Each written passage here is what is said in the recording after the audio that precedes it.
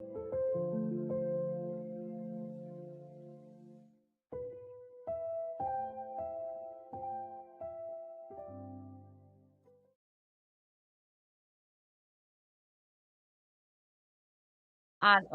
یه وضعیت عبور از یک حکومت فاشیستی داریم بله و به دلیل اینکه نمیتونیم رهبرمون رو داخل داشته باشیم، الان تبدیل شدیم به در واقع دو تا جامعه ایرانی که یکیش که اصلا بلک اوت و ما اصلا نمیدونیم تفلکی ها چی کار دارن بله میکنن و یکی هم ما هستیم که 10 میلیون دیاسپورایم، بگیم ما رو 5 میلیونش حساب. بله بله رهبریمون که بیرونه، این 5 میلیون چطور میتونن بله پروداکتیو تر بله توی تمام این چیزایی که شما توضیح دادین ما چه کار بهتری میتونیم انجام بدیم؟ بله بله.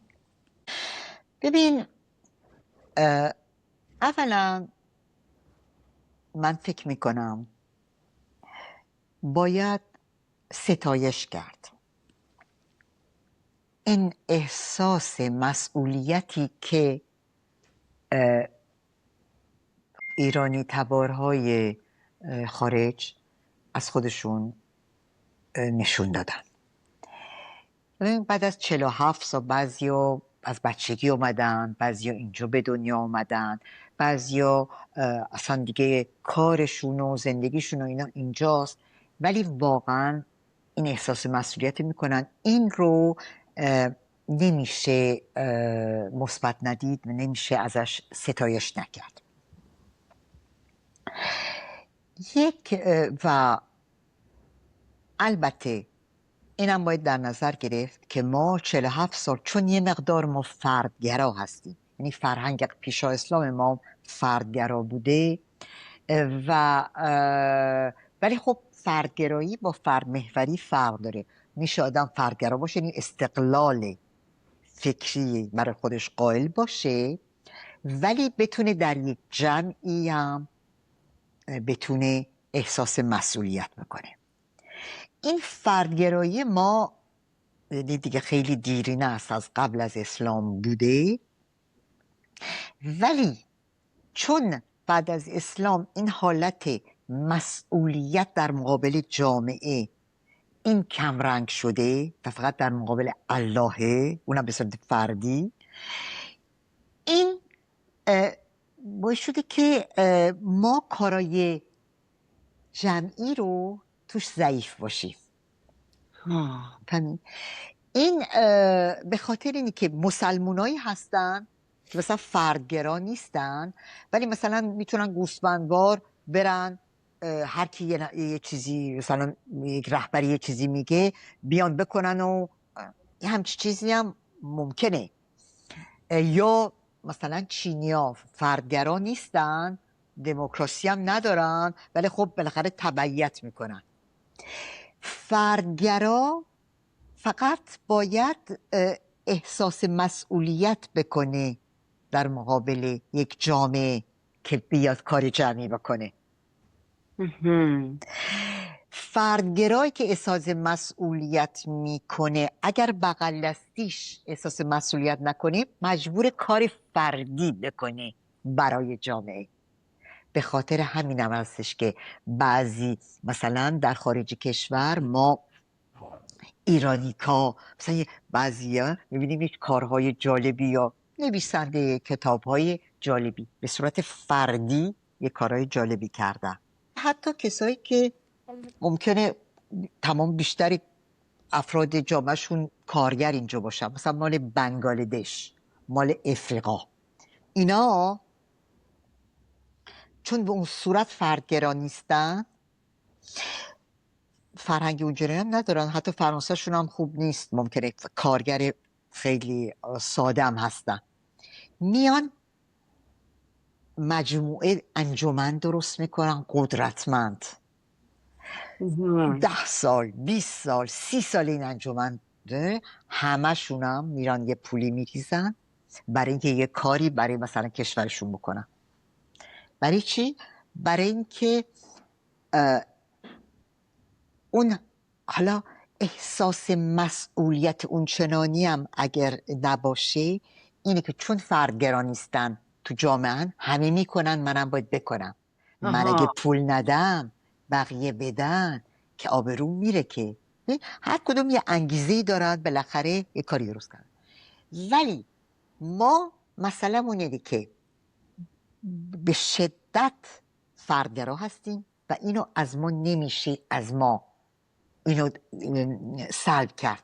یه چیزیه که توی DNA ما هست، این فردگرایی هست. باید ببینیم که و یعنی منظور که ما نمیتونیم چینی بشیم، ما نمیتونیم افریقایی بشیم، اینجوری هست. ولی این فردگرایی وقتی احساس مسئولیت میکنه، احساس مسئولیت فردی میکنه، چون میبینه بقیه اگه بخوام جمع بشن کار پیش نمیره، کار نمیتونه بکنه، بذار اقلا ما همین آب باریکه رو تنهایی بکنم برای این که به محض که برم 5-6 تایی بشم هی این میگه نه چرا اونجوری چرا اینجوری و کار پیش نمیره. اون یه ذره چیزی هم که خودم بلدم تنهایی رو نمیتونم بکنم. کارهای اساسی رو به صورت فردی انجام میشه. در صورتی که فردگرایی خوبه با توجه به اینه که کار اساسی به صورت فردی هیچ وقت نمیشه انجام بشه و ما مجبوریم که کارهای جمعی بکنیم. و چی باعث میشه که فردگرا بتونه کار جمعی بکنه؟ احساس مسئولیت نسبت به جامعه یا نسبت به اون هدفی که اعلام شده که این رو بزرگتر از خودش بدونه و به صورت مطلق بزرگتر از خودش بدونه. وقتی این نباشه جا میزنه آدم، اینجوری به من کج گفت، اونجوری به من این گفت و این رو خب ما احتیاج داریم. یک مسئله در خارج کشورم هست که من باید و اینه که ما در کشورهای دموکراتیک داریم زندگی میکنیم و باید متوجه باشیم که ما داریم نبرد ما برای در درون جامعه دموکراتیک برای این جامعه دموکراتیک نیست. ما در یک جامعه دموکراتیک هستیم ولی داریم برای یک کشوری که در دیکتاتوری فاشیسمه مبارزه میکنیم. پس روابط ما بین هم دیگه این از دموکراسی صحبت کردن یه کمی یعنی یه قاعده از همون فله‌ایه که میگفتم راجع به جامعه مدنی. یعنی ما الان باید ببینیم چجوری مؤثرتر سریعتر میتونیم شرایط اینو به وجود بیاریم که در ایران به دموکراسی برسیم. در نتیجه برای به وجود آوردن شرایط در ایران لزوماً تمام روابط رو روی دموکراسی نمیشه پیاده کرد. برای چی؟ برای که دموکراسی یعنی صندوق رای، یعنی رای. ما الان اینجا رای نداریم، صندوقی نداریم، اینی نداریم، اون نداریم. فقط میتونیم بگیم ما باید از آزادی بیان، آزادی تجمعات اینجا استفاده بکنیم برای یک هدف حیاتی که این دیگه دموکراتیک نیست، دموکراتیک هست، فعلا الان جایی نداره. ما الان در شرایط پیش از دموکراسی هستیم و چیزی که پیش از یه چیزیه نمیتونه خود اون باشه. ما پیش از دموکراسی هستیم، پس روابط لزوما نمیتونه دموکراتیک باشه، ولی نبایدم ضد دموکراتیک باشه. یعنی لزوما به رأی مردم بستگی نداره، برای اینکه وجود خارجی نداره صندوق. نمیدونم یک رهبر بلامنازعی مثلا فرض کن میخوایم که دستورای یه مقدار از اونجا یعنی راهنمودها صادر بشه، درسته؟ این به خاطر اینکه ما مجبوریم که مؤثر رفتار بکنیم، در صورتی که میدونیم که این برای اینه که شرایطی به وجود بیاد که این رهبری نه بلا منازع خواهد بود نه دستور این چنانی خواهد داد. این فقط برای نبرده، برای نبرده، نه برای همیشه. و به خاطر اینه که این همیشه تکرار نشه، یعنی ادامه دار نشه رهبر بلا منازع و فلا اینا، خب یه شانسی داریم که ایشون خودش شاهزاده که اصلا من اصلا متنفرم از رهبر بلا منازع. این که از این. ولی ما باید قبول بکنیم که ایشون راهنمودایی میده، مثلا میگه که بابا تو هر کشوری که هستید بیاد با هم دیگه، حالا چه حزب میخواید درست کنید، چه شبکه میخواید درست کنید، اینا شبکه های مستقل هم باشه، همه توی یه جا نیستید، اشکال. حالا توضیحات اینجوری نداده، من اینجوری میفهمم، چون راهنمود داده بودم، خودش باید ترجمهش کنه دیگه. میگه چند تا با هم جمع بشین، ولی رابطه با هم داشته باشین به صورت شبکه‌ای، که وقتی میخواید تظاهراتی بکنید یا وقتی میخواید فلان نماینده مجلس رو ببینید، یا این که میخواید برید فلان روزنامه نگار رو ببینید یا هر چیز دیگه، بگیدید ما 10 تا شبکه هستیم، 50 تا مثلا شبکه هستیم، هر چی.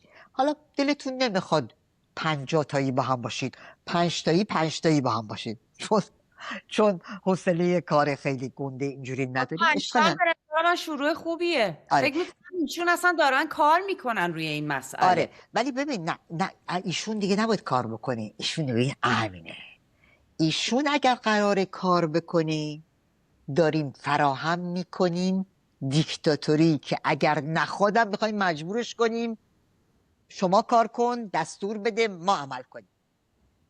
ما ایشون در حالت، ببین رفتار دموکراتیک داره، میگه راهنمود میده، راهنمودایی هم البته اجبار نمیکنه، ولی آدم نگاه میکنه دو چهار میبینه حق داره. خب میگه که بابا جان توی هر کشوری که هستید،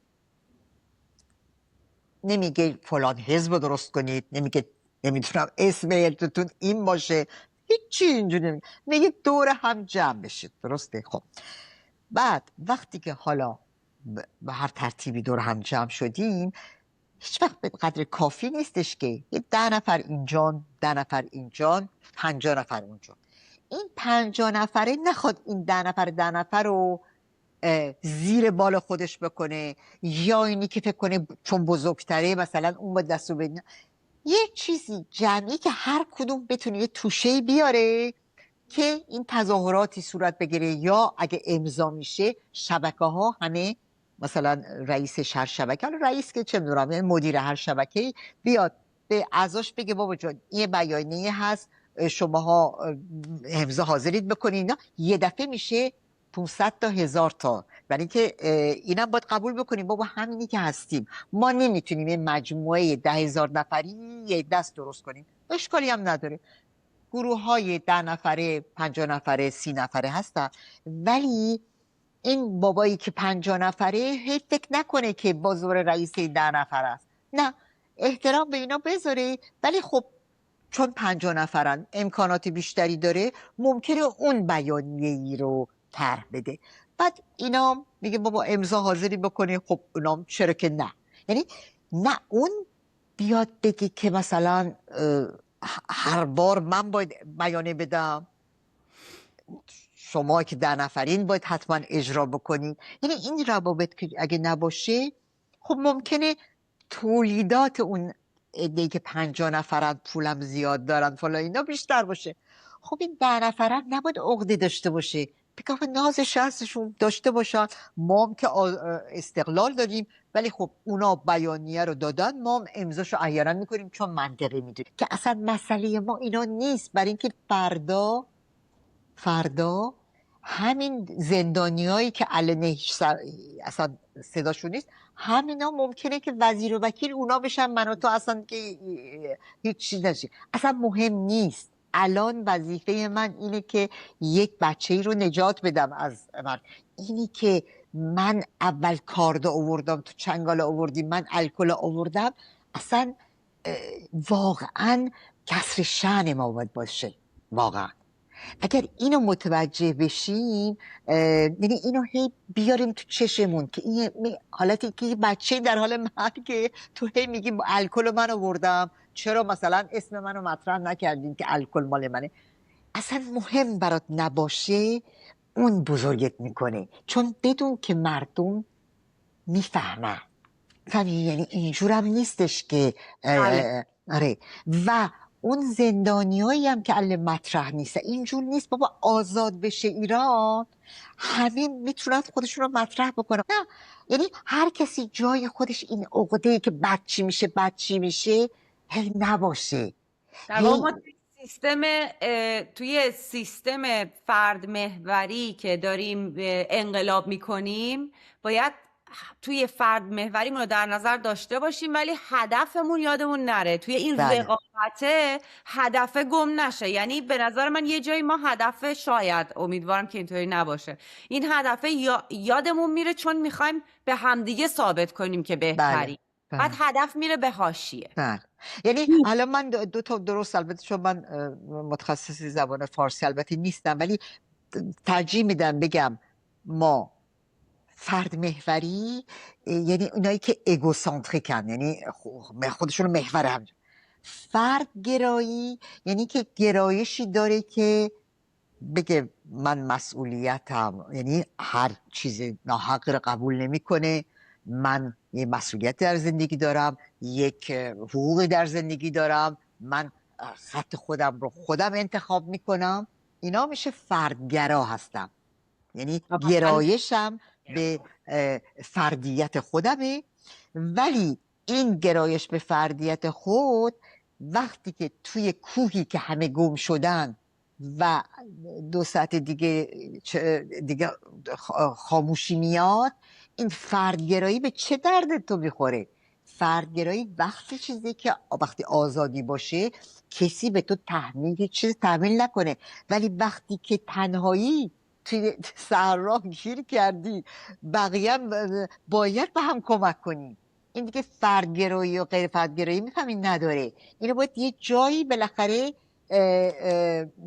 قبول بکنی که باید با همگرایی کرد، کمک کرد برای اینکه حالا یه جایی یه کسی بی خود بدونه که تخصصی داشته باشه میخواد مثلا بگه که من میدونم باید این کارو کرد، خب میتونیم تو به خاطر که احترام به فردیت خودت میذاری میگه نه به این دلیل نه شما این نمیدونید، این درسته.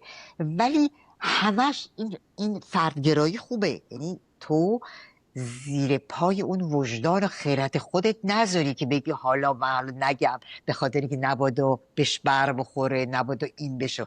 این فردگراییه، یعنی من احترام به اون خرد و وجدان خودم میذارم و بر طبق اون را میرم.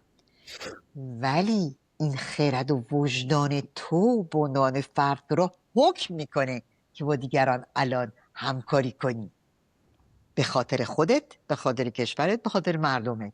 در نتیجه اونجا اون وقت منحرف شدی به فرد محوری، یعنی تو فقط میبینی فرد محور شدی و وجدان تو از دست دادی، هی من میکنی. این دوتا چیز مختلفه.